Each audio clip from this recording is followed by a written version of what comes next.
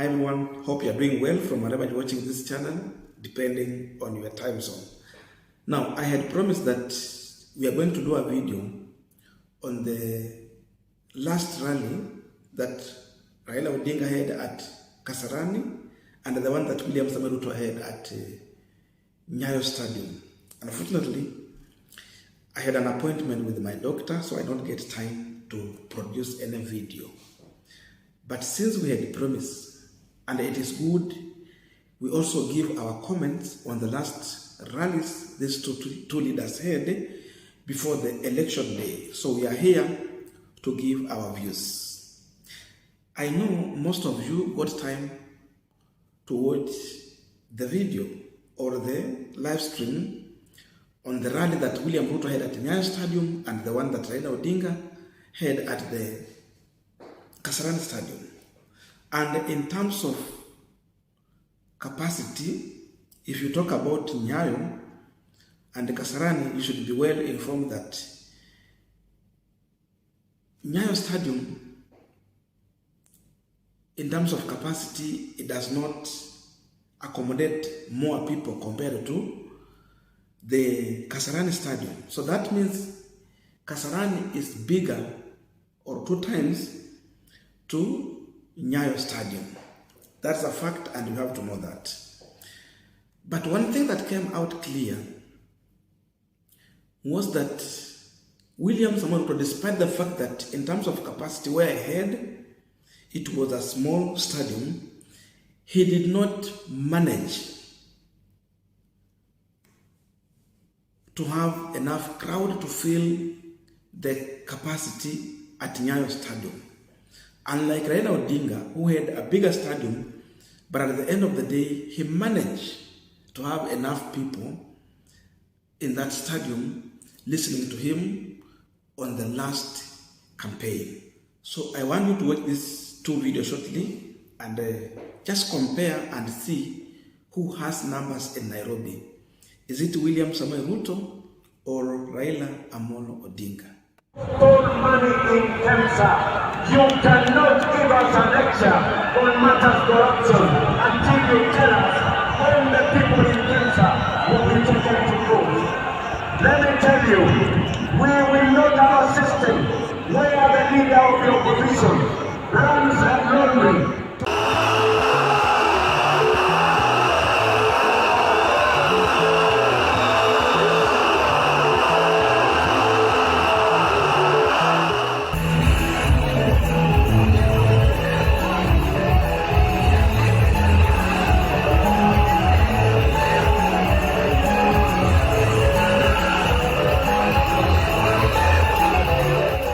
Now, despite William Ruto lacking enough numbers in his rally, there is something that the Sky News has exposed about UDA party, and I'm certain if this was done by Citizen TV, then everyone in Kenya Kwanza was going to castigate Citizen TV. They were going to call it fake news. But because Sky News is an international media, they have gone to an extent of exposing how Ruto has been paying youth to attend his event. Actually, most of the youth that Ruto is calling hustlers in Nairobi, who attended his event, they have been attending the event simply because they know they were going to get handouts. And they have been come out clear to say that they are wearing yellow t-shirt and attend William Ruto event, dance to the music vigorously, because they are going to be paid for about 500 shillings, if not 500, they are getting 1,000. So that means even after Ruto lacking numbers and having few people in his rally, still the youth who attended the event are not William Samoei Ruto supporters. These are Azimio supporters, but they attended William Ruto event simply because they were targeting to get the 500 shillings or 1,000. Watch this shortly. Kenya! Ruto! Kenya! It's the last day of rallies for Kenya's presidential candidates. And the campaigns are in full force. Deputy President William Ruto may be behind in the polls, but his Hustler platform has young people singing his praises. Like these guys here, dancing like die-hard supporters. But are they? What do you guys do professionally? We're hustlers. Hustlers, okay. Yeah, we're all hustlers, yeah. Yeah. So are you being paid to attend this rally?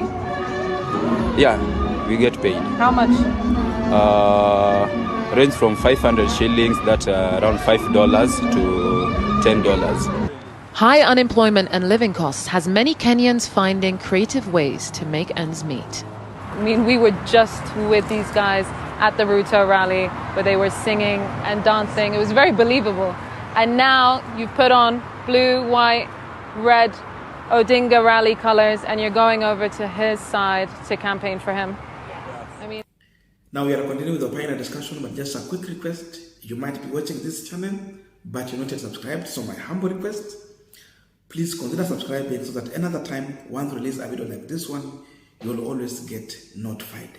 Again, to all our channel subscribers and anyone who comment, I must say thank you so much for your unconditional support. Again, I'm requesting you to give this video a thumbs up so that YouTube can recommend our videos to more viewers. Back to our discussion. Now, William Samoei Ruto, for the longest time, he has been using crowd to intimidate his opponents.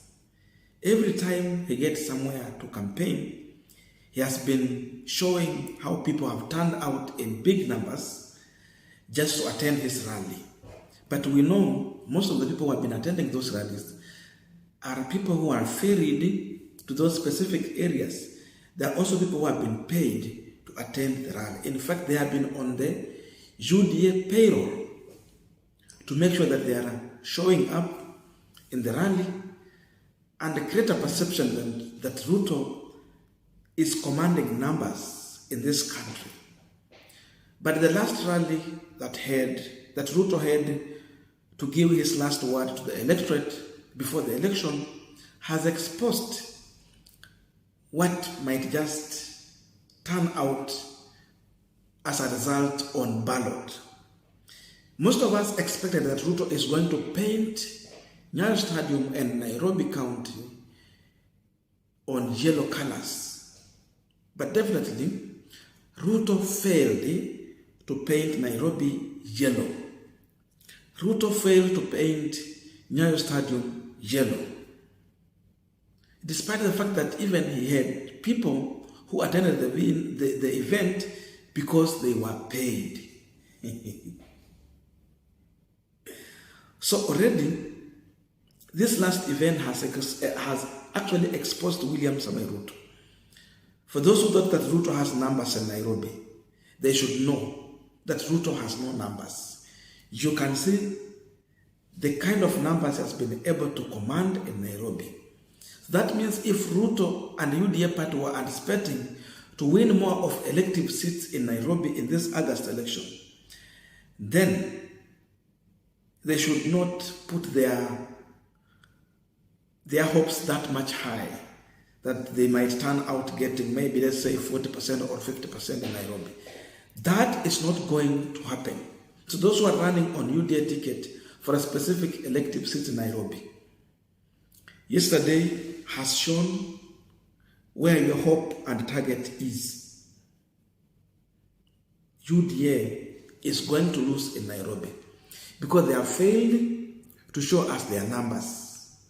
Because last rally matters a lot. People are going to see how you are going to marshal numbers, how you are going to command numbers, and just having people attending the event to listen to you while you are giving the last word ahead of election. So that has failed. Now, that one aside,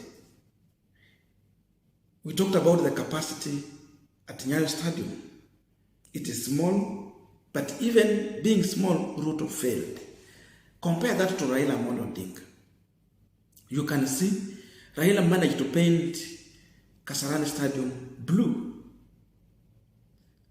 The stadium was totally blue, and the people were very much happy and ready to welcome Railaodinga. Now, look on how the crowd welcomed Railaodinga in that event, and look at the speech from Raila Amolo Odinga. Then compare that to William Samoei Ruto. In one hand, you have William Samoei Ruto, who had a written speech that he was reading to the people. But then in the other hand, you have Raila Amolo Odinga, who had his speech well organized, and he was giving bit by bit to the people. So you can see the comparison there. Then secondly, you see William Samoei Ruto, who to some extent, he was wearing an angry face when he was addressing people. There was no courage in his speech. Instead, he was giving a lecture. But Raila Amolo Odinga was well composed when he was giving his speech to the people. He is a man who is sure of what he wants and the target he has. He's sure he's going to hit the target. That is the difference between William Ruto and Raila Amolo Odinga in this election. Now, go to the issue of the Sky News. No one anticipated to see what we have seen in this rally. The youth who attended the rally of William Ruto were wearing 2 or 3 t-shirts. After they have finished William Ruto event, after they have danced and they have received their cash, they were removing the yellow t-shirt and they were remaining with either white or blue t-shirt with the Azimio caps. And they have expressed their own views, the reason why they are attending William Samoei Ruto rally. You have heard themselves openly saying that they are attending the rally because there is a kickback. They are getting 500 shillings, 1,000 shillings for attending the event. That means Ruto was paying people in Nairobi to attend. So this is a hired crowd that Ruto was attending to. Unlike Raila Amolo Odinga, who had what we call organic crowd. Okay, if we talk about failing people, we can say that we have people who had interest in attending either Raila Odinga event or William Ruto event. But because of transport, they could not make to attend. And if you have someone who is willing to help these people to attend the event, maybe a member of parliament, an MCA, you organize these people and you pay for their transport. That is not a problem. Raila had that kind of people. Then you look on William Samoei Ruto's side. The difference is that Ruto is paying these people to attend the event. But for Raila Amolo Odinga's side, we have people who have organized to make sure that in terms of logistics and attending the event, they are helping the supporters to come there. We know people are being paid, people's transport was being taken care of. Kuna wale walibeba kwa mabasi, kuna wale walikuja na matatu, lakini hawakulipwa kuhudhuria kikao. Walitengenezewa tu ile hali ya kwamba wapate nafasi kuja and listen to Raila Amolo Odinga. That is the difference here. So in one hand you have an organic crowd, and on the other hand you have a hired crowd. That is the reflection of Nairobi politics. That is what William Ruto will get on ballot, and that is what Raila Amolo Odinga is going to get on ballot. So Raila has his numbers in Nairobi, and that explains to you what we have always said here, that our politics is still local, and therefore tribes matter in this and any other election. Because of this, Ruto does not have enough number of colleges in Nairobi, and that's why he has to hire people to attend his rally. That's why he had not enough people to fill the Nyayo Stadium to capacity. But Raila Odinga has the Luos on his side.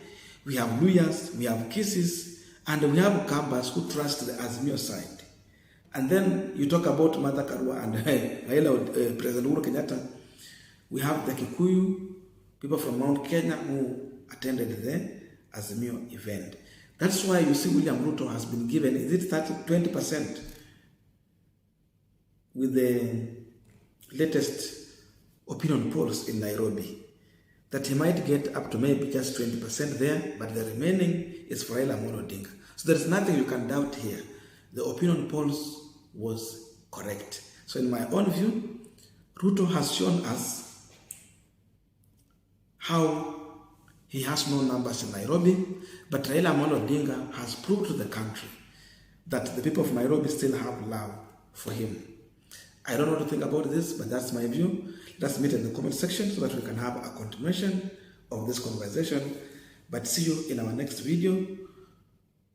Yes, see you in our next video.